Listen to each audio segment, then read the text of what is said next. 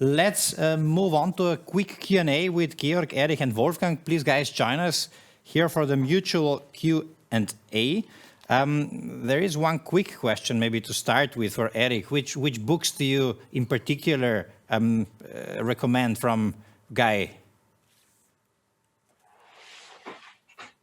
Pardon? The question in your direction was which specific books from Guy Kawasaki would you recommend? What I have in front of me is called Art of the Start, and I believe Wolfgang Platz can also make a recommendation, because I believe his quote of "make a meaning" might also be from Guy Kawasaki.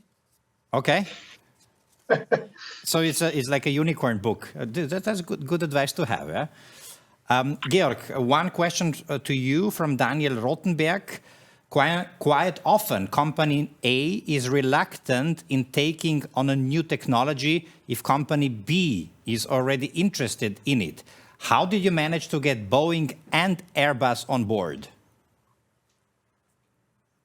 Yeah, it's an ecosystem play. You don't go directly only to the customer, you go to the ecosystem and you talk to a lot of different people.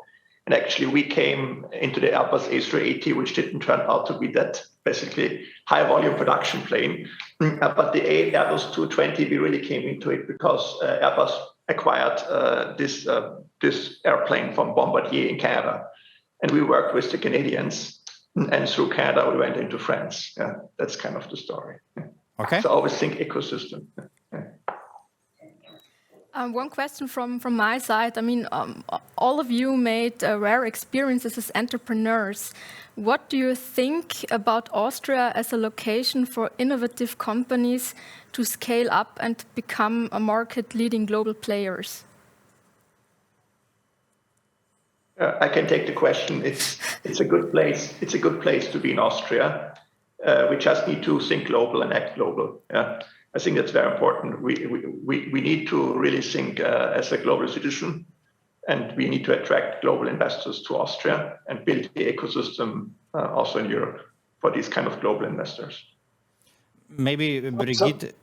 Yeah, sorry, go ahead. Yeah, just to add to this, I mean, you mentioned it earlier, Georg. I do think we have a great reservoir of skills and potential here in Austria. So the technology excellence is superb. What I do believe where Austria is really not supporting us as it should is in getting good people in. I mean, we could be smarter about that. If you have a look at for instance, Northern America, these guys are cherry picking. What is bad about this? So in Austria, you only have two perspectives. One is we are welcoming everybody. That's the welcome culture, half of the country, or I don't know how many. And the other ones say, no immigration at all. We don't want to have anybody. And instead of being smart and saying, hey, come on, we could use this as a significant source of excellent human capital, like Northern America does, right? Or Australia does. These guys are immigration countries, but they let you in when you're super young, when you're smart, when you're well educated or very rich. So what is bad about that? Okay, thank you. Maybe a question from Brigitte Pfister is also suitable as a follow-up question to this one. How can Austrian innovations get more visibility by industry and investors worldwide? What do you guys do? What are the tactics? Do you have to travel around and do the groundwork, talk to them in person? I still think that Silicon Valley is a very cool place to launch technologies. And I think you should look to Berkeley and Caltech and Stanford and those schools to find their people that promote you. And they have the network then into the industrial system. So I would, as a researcher, I would try to build my research network in the Valley, or even in other research hotspots in the world, and then tackle it from that angle. Mm-hmm. Wolfgang, in order to understand your raised issue, Thomas Ecker is asking, war of talents, do we have enough in Austria to execute all these innovations? And let me add to that, do we have enough to enable the growth that you showed us? Do we have enough talents for that, or is that slowing down your growth? it is slowing down the growth. We don't have enough by far. What we had to do as Tricentis is we had to open up offices, first of all, in the surrounding countries, Hungary and Czech Republic, but even further out. So Austria is missing huge potential of income for its economy there. Maybe coming back also to the I topic agree of with what our... Wolfgang. Go ahead. Yeah, Georg. No, I agree with what Wolfgang said. I think we need to look that we are an attractive place for people to come to Austria and live and work here and create value in the country. I think that's essential. And I really think we need to raise the voice of having a very open immigration policy for the smart people that want to work and live in a smart country. It needs to be super fast, right? I mean, screw all this bureaucracy. The Rot-Weiß-Rot card should just be like this, and period. There's a startup working on that. I'll connect you with the guys. Good. Yeah. Now, I would like to come back to the topic of the conference, spin-offs. Why do you think are we in Austria lacking behind in the numbers of spin-offs that we have? So I would say it's twofold. One is it's a mentality issue, I would say, to some degree. Entrepreneurship is people are here a bit ambivalent, and when it comes to entrepreneurship, on one hand, as an entrepreneur, when you succeed, you're immediately suspect. You're suspicious because you've probably only been able to do it by abusing a lot of employees. So that's the first idea.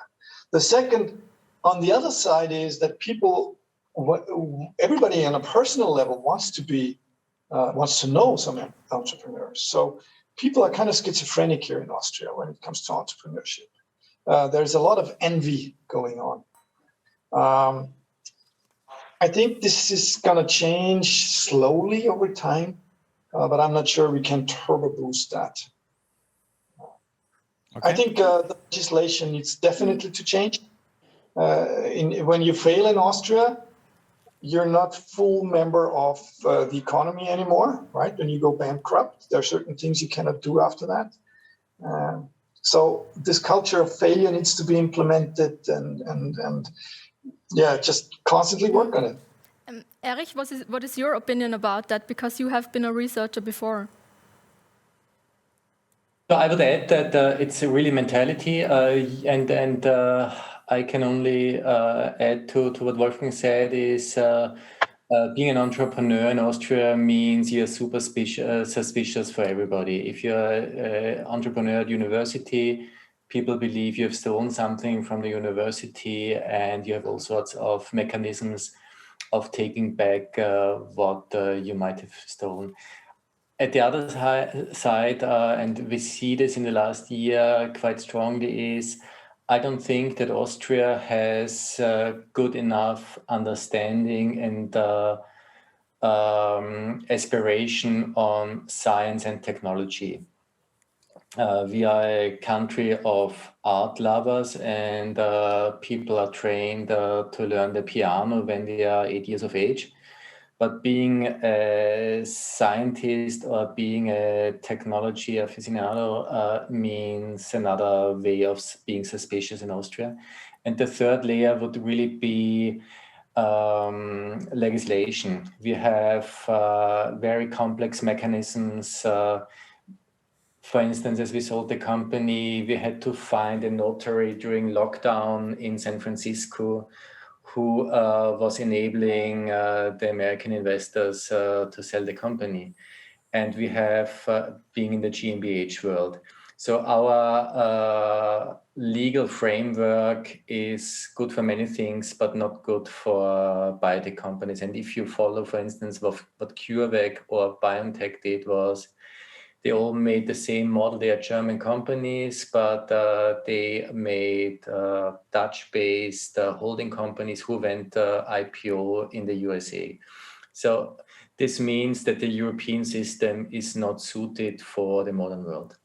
You know, when That's very true for the Austrian system. And then we have taxation.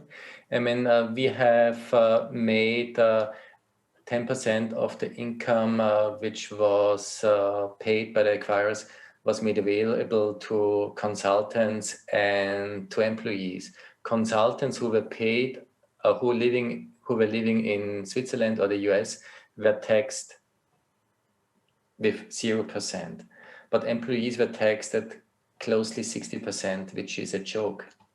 You know, when I did a buyout with Broadcasten, one of the main comments that I got was, hey, sorry to hear that in German, mein Beileid. Now you are with one foot in jail and with the other foot in the insolvency, so to say. I mean, that's the mindset that we need to change. So I think it's very important to hear that from you guys. Maybe one of the final questions, how much own capital have you used before things started rolling? Can you give us some insights on these beginnings that you had? Wolfgang is laughing. Do you want to take the question? Yeah, I'm not going to give you the exact number, but I can tell you that I had a lot of debt, a lot of private debt. And I would not take on that risk anymore. There's this quote from Jack Ma, right? Between 30 and 40, you can take a risk in your life. I think I did that quite a lot. But I would not recommend people to go for that kind of risk exposure that I did. It was too much, and it could have failed, and I would have gone private bankrupt. Great value in this advice.